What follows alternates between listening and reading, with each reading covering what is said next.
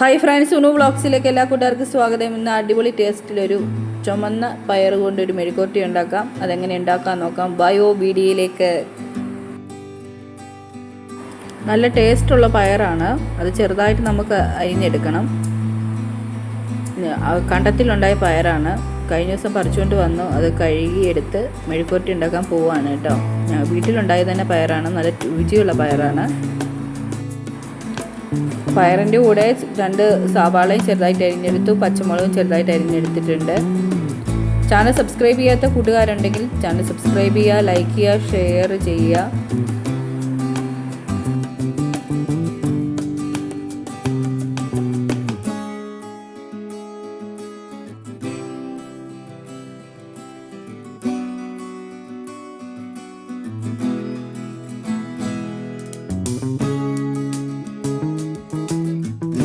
പയർ ചെറുതായിട്ട് അരിഞ്ഞെടുത്തിട്ടുണ്ട്. അതിലേക്ക് 4 പച്ചമുളക് കീറിയിട്ടു. അത് കുറച്ച് വെള്ളം ഒഴിച്ച് വേവിച്ചെടുക്കാം.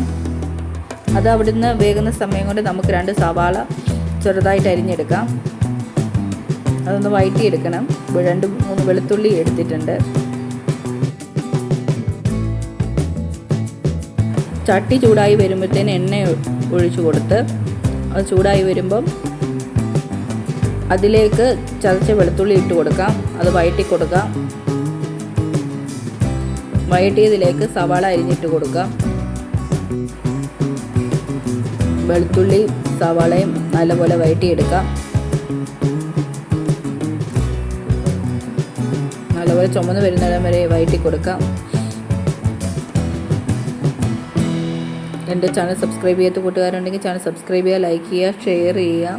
എല്ലാവരുടെ സപ്പോർട്ടും വേണം. എല്ലാവരും വീഡിയോസ് കണ്ടിട്ട് ഷെയർ ചെയ്ത് സപ്പോർട്ട് ചെയ്യുക. അങ്ങനെ ഉള്ളിയും സവാള ഇട്ട് വഴറ്റുന്നതിലേക്ക് കുറച്ച് കരിവേപ്പില ഇട്ട് കൊടുക്കാം.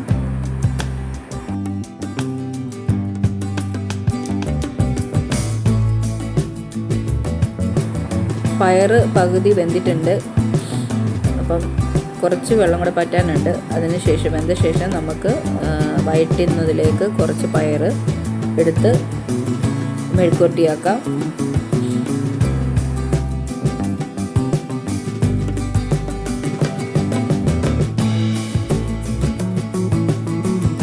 ഉള്ളി വഴറ്റുന്നതിലേക്ക് ഞാൻ പയർ ഇട്ട് ഒന്നിച്ച് ഇളക്കി മെഴുക്കുവരട്ടി. അതിലേക്ക് കുറച്ച് മഞ്ഞൾപ്പൊടി ഉപ്പിട്ട് കൊടുക്കണം. ഉപ്പിട്ട് നന്നായിട്ട് ഇളക്കി നല്ലപോലെ വഴറ്റിയെടുക്കാം. ഓരോരുത്തരുടെ ഇഷ്ടം അനുസരിച്ച് കുറച്ചുകൂടെ മൊരിഞ്ഞെടുക്കണമെങ്കിൽ അതനുസരിച്ചെടുക്കാം. ഇന്ന് ഞാൻ കൂടുതൽ മൊരിക്കുന്നില്ല, കുറച്ചൊന്ന് എണ്ണയിലിട്ടൊന്ന് വഴറ്റിയെടുക്കുന്നതേ ഉള്ളൂ.